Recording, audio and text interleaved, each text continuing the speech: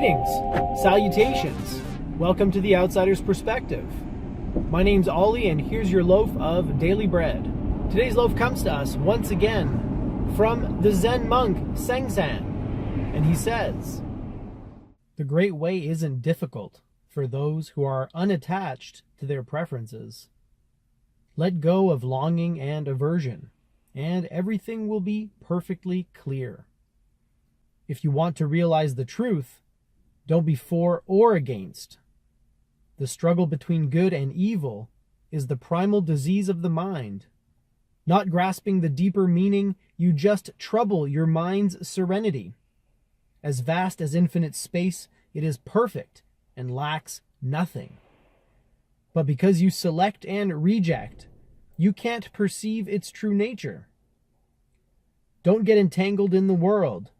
Don't lose yourself in emptiness. Be at peace in the oneness of things, and all errors will disappear by themselves."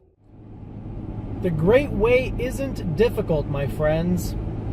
It isn't difficult at all. If only you can detach yourself from your preferences. If only you can let go of your aversions and your desires and simply let things come as they will. This is the central theme of Taoism and Zen Buddhism. This accepting mindset, this attitude of letting go. And it's ultimately non-dualistic. See, I spent a week talking about non-duality, but I never really connected it to anything practical. And yet there is a hugely practical aspect to non-duality. If you recall, duality is the idea that things exist in pairs of opposites. And this, despite all appearances, is untrue. Nothing is black and white. Everything is shades of gray. The one who has adopted a non-dualistic mindset sees that there is a little bit of good in all the bad and a little bit of bad in all the good. The same person will also recognize that up is meaningless without down, left is meaningless without right, and that these are ultimately relative measures and not concrete or objectively true. So now if you start to filter your own life, your own world, the events and circumstances that make up your day-to-day existence through a non-dualistic lens, you will stop viewing things as bad or good, and you will see them as just so. And when you see them as just so, your mind remains clear. It is unclouded by the primal disease, as Sen T'san calls it in this quote. He says, "The struggle between good and evil is the primal disease of the mind."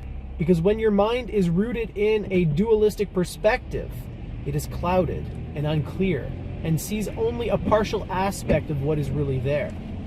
At the end of this quote, Sen T'san says, don't get entangled in the world, but also don't get absorbed in emptiness. You have to have balance, because if you do one, you are denying the other. If you assert one position, you are denying the other. And the whole point of this is to not deny or accept, but simply to experience things as they truly are. If I'm having uncertainty at work, if I feel like a colleague perhaps is being taken advantage of, or there's just no direction in my department, or whatever it is, if I get rooted in duality, I will start viewing people as incompetent and ineffectual, and I will get very bitter. And this will cloud my mind, and I won't be able to see things as they truly are. So instead, I take a step back and I go, this is what it looks like to me. But I'm not attached to this opinion. I'm not attached to this appearance of things. And I acknowledge that there's more to it than I know.